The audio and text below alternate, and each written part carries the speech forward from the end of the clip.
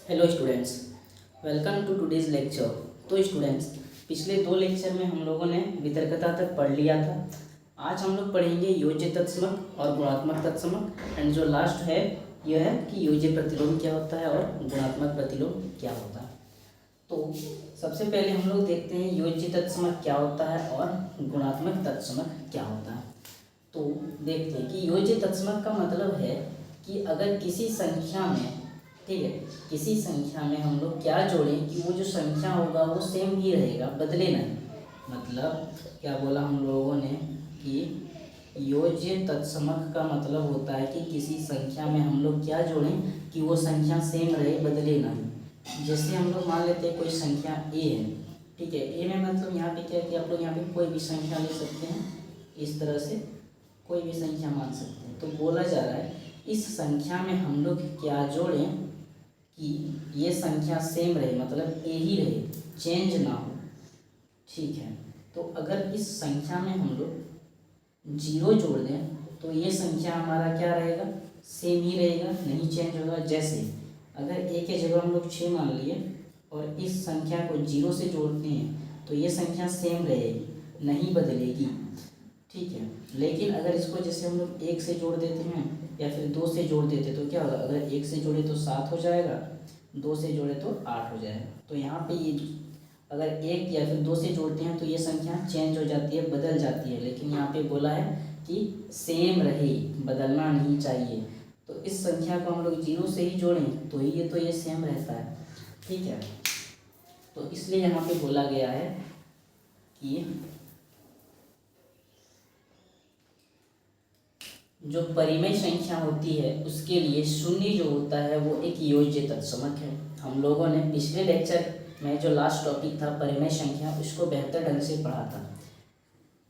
जैसे कि 8 है, आपको पता होना चाहिए 8 भी हमारा क्या है, एक परिमेय संख्या है। अगर नहीं पता तो उसको कैसे चेक करेंगे, सबसे पहले इसको हम लोग P/Q के रूप में व्यक्त करके देखेंगे। अब देखते हैं, किसी संख्या के नीचे कुछ नहीं है, उसका मतलब क्या है कि हमेशा 1 होता है। पी क्या होना चाहिए था, उसमें हम लोग पढ़े थे पूर्णांक, तो 8 हमारा एक पूर्णांक है और 1 भी हमारा पूर्णांक है। इसका मतलब है हम लोग 8 को P/Q के रूप में लिख पा रहे हैं, उसका मतलब 8 हमारा एक परिमेय संख्या है। अब देखो क्या बोला कि परिमेय संख्या के लिए जो शून्य होता है ये योज्य तत्समक है। मतलब अगर ये 8 हमारा एक परिमेय संख्या है तो उसके लिए शून्य योज्य तत्समक का मतलब हो गया कि अगर कोई भी संख्या ले लेते हैं, कोई भी परिमेय संख्या ले लेते हैं, अगर उसमें हम लोग 0 जोड़ दें तो हमारा वो जो आंसर आएगा वो सेम ही रहेगा, बदलेगा नहीं, ठीक है। तो इस तरह से ऑब्जेक्टिव में क्वेश्चन दिया जाता है। जैसे कि अगर आपको पूछ देगा क्वेश्चन में कि 15 का योज्य तत्समक क्या होगा, ठीक है, तो आपको आंसर देना 0। 15 का क्या होगा, योज्य तत्समक, क्योंकि योज्य तत्समक का मतलब ही यही है कि किसी संख्या में हम लोग क्या जोड़ें कि वो संख्या बदले नहीं, सेम रहे। तो 0 जोड़ने पर वो सेम रहती है, ठीक है। तो आई होप कि आपको ये योज्य तत्समक क्या होता है समझ में आ गया होगा। अब देखते हैं गुणात्मक तत्समक क्या होती है। तो देखो, गुणात्मक तत्समक का मतलब होता है कि किसी भी संख्या में हम लोग किस संख्या से गुना करें, ठीक है। क्या बोलता है कि किसी संख्या को किस संख्या से गुना करें कि वो संख्या बदले ना, सेम रहे। मतलब जैसे मान लेते हैं ए हमारे पास में कोई परिमेय संख्या है, अब इस संख्या में हम लोग क्या गुना करेंगे कि ये संख्या सेम रहे, मतलब ए ही रहे, ये चेंज ना हो, ठीक है। जैसे अगर हम लोग ए को अगर 0 से गुना कर दें तो क्या हो जाएगा, 0 हो जाएगा, क्योंकि आपको पता होगा कि किसी भी संख्या को अगर 0 से गुना करते हैं तो वो 0 हो जाता है। उसी तरह अगर ए को हम लोग 2 से गुना कर दें तो ये 2a हो जाता है, ठीक है। उसका मतलब है कि अगर हम लोग ये जो संख्या है इसको 0 से गुना कर रहे हैं या फिर 2 से गुना कर रहे हैं, इसका आंसर जो है वो बदल रहा है, सेम नहीं आ रहा है। लेकिन अगर हम लोग ए जो है इसको 1 से गुना कर दें तो हमारा आंसर ए ही आ रहा है, ठीक है। जैसे मान लेते कोई संख्या 5 है, इसको 1 से गुना कर दिए तो इसका आंसर सेम ही रहा, नहीं बदला। तो इसलिए हम लोग बोल सकते हैं कि जो परिमेय संख्या होता है उसके लिए एक हमारा गुणात्मक तत्समक है, ठीक है। गुणात्मक तत्समक का मतलब क्या होगा कि किसी संख्या को हम लोग किससे गुना करें कि वो संख्या नहीं बदलना चाहिए, तो उस संख्या को अगर हम लोग 1 से गुना कर देंगे तो वो नहीं बदलेगा, सेम ही रहेगा। तो इसलिए हम लोगों ने बोला परिमेय संख्याओं के लिए 1 जो है वो गुणात्मक तत्समक है। चलिए अब देखते हैं हम लोग आज के लेक्चर का जो लास्ट टॉपिक है वो कि गुणात्मक तत्समक क्या होती है और योज्य तत्समक क्या होती है। ठीक है, सॉरी, योज्य प्रतिलोम और गुणात्मक प्रतिलोम। चलिए अब देखते हैं कि योज्य प्रतिलोम क्या होता है और गुणात्मक प्रतिलोम क्या होता है। तो यहाँ पे लिखा हुआ है कि योज्य प्रतिलोम का मतलब होता है कि किसी संख्या में क्या जोड़ा जाए कि योगफल हमारा शून्य हो जाए। मतलब जैसे कि देखो, जैसे कि दे दिया हमको क्वेश्चन में पूछेगा 5 का योज्य प्रतिलोम क्या है, उसका मतलब क्या हुआ, बेसिकली योज्य प्रतिलोम का मतलब क्या हुआ कि किसी भी संख्या में हम लोग क्या जोड़ें कि जो योगफल है वो शून्य आ जाए। तो क्वेश्चन देगा 5 का योज्य प्रतिलोम क्या है, मतलब 5 में क्या जोड़ेंगे कि उसका आंसर 0 हो जाएगा। तो 5 में हम लोग क्या जोड़ देंगे, अगर -5 जोड़ दें तो उसका आंसर 0 आ जाएगा। उसी तरह 8 में क्या जोड़ेंगे, -8 जोड़ने पर आंसर 0 आ जाएगा। क्वेश्चन दे देगा कि 5/2 का योज्य प्रतिलोम क्या होगा, मतलब 5/2 में क्या जोड़े कि जो हमारा आंसर है वो 0 आ जाएगा। तो देखो 5/2 में अगर हम लोग -2/5 जोड़ देंगे तो क्या हो जाएगा, आंसर हमारा 0 हो जाएगा। सॉरी, -5/2 जोड़ने पर कैसे आएगा, चलो देखते हैं। भिन्न वाला जोड़ आप सबको पता होगा, नीचे वाला का एलसीएम ले लिए, ऊपर वाला इसके साथ इसको गुना किए 1 आया, इसके साथ कर दिए तो 5। देखो यहाँ पे प्लस और माइनस का गुना होता है तो क्या होता है, माइनस का साइन आता है।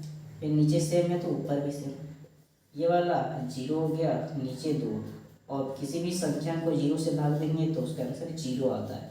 तो इस प्रकार से 5/2 का योज्य प्रतिलोम क्या आया, -5/2। ठीक है, उसी तरह देखते हैं और क्वेश्चन का प्रैक्टिस करते हैं, क्योंकि ये वाला जो है ये काफ़ी ज़्यादा इम्पोर्टेंट है, बोर्ड में कई बार पूछा गया है।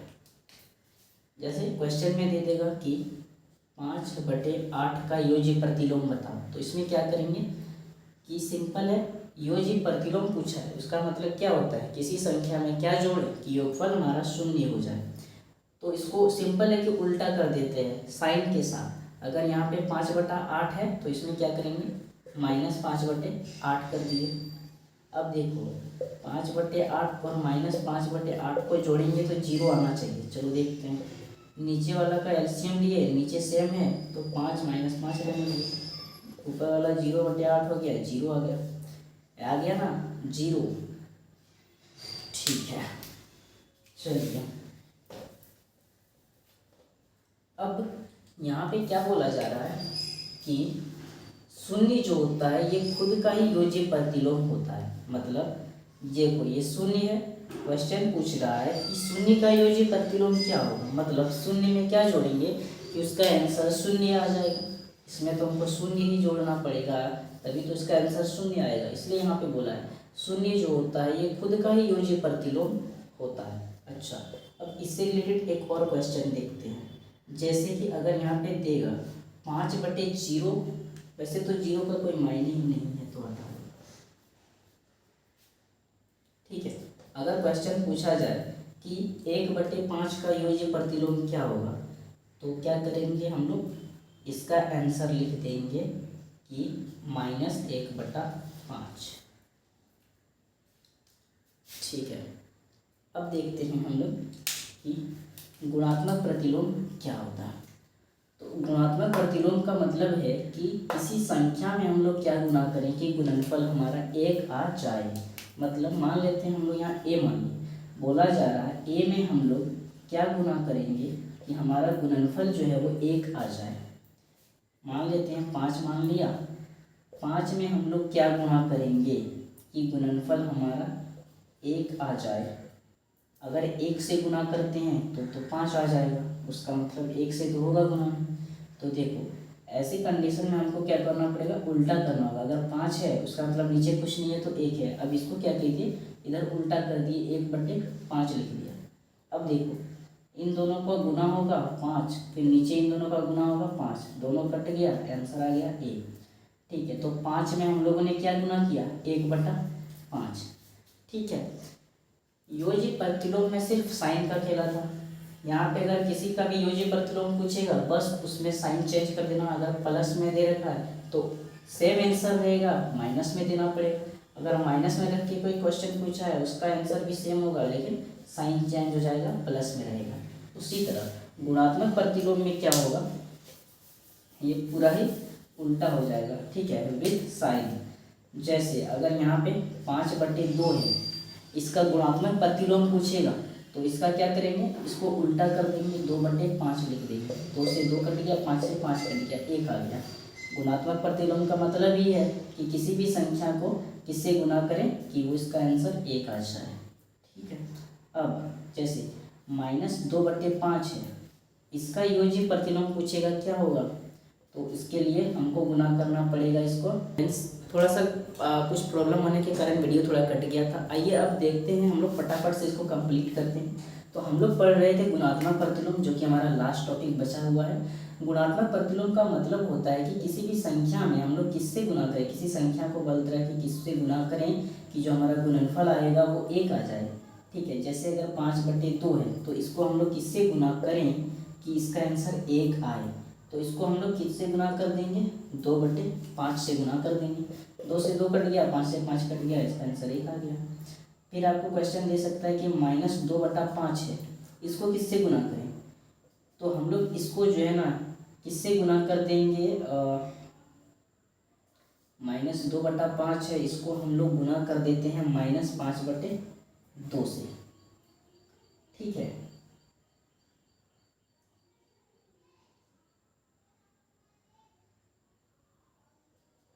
चलिए आप देखिए क्या होगा कि इन दोनों को गुना करेंगे तो 10 आएगा, और माइनस माइनस गुना होता तो प्लस हो गया, नीचे वाला गुना किए 10 आ गया, इसका आंसर 1 आ जाएगा।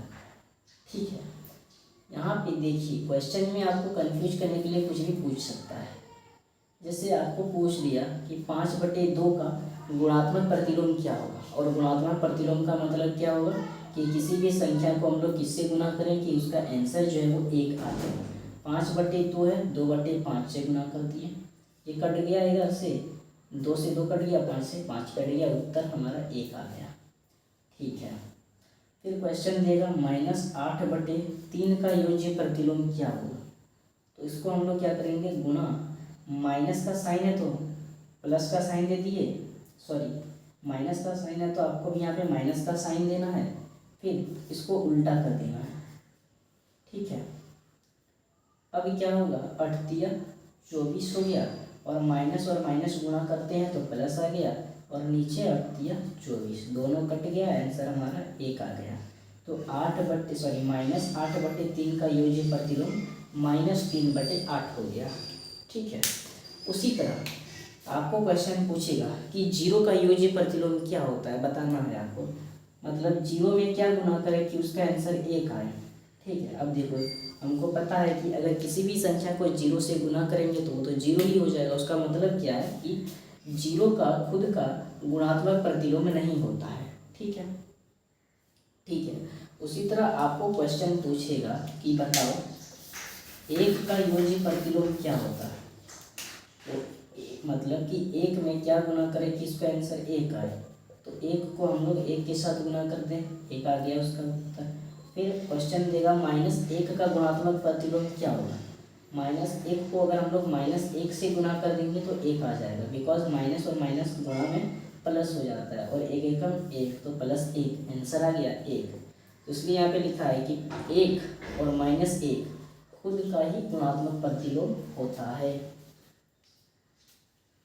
तो फ्रेंड्स, आई होप पिछले 3 लेक्चर में हम लोगों ने जितना भी पढ़ा आपको ये सब जो है समझ में आ गया होगा एकदम से। अब हम लोग इसके नेक्स्ट लेक्चर में पढ़ेंगे प्रश्नावली 1.1 की जितने भी क्वेश्चन है उसको सॉल्व करेंगे।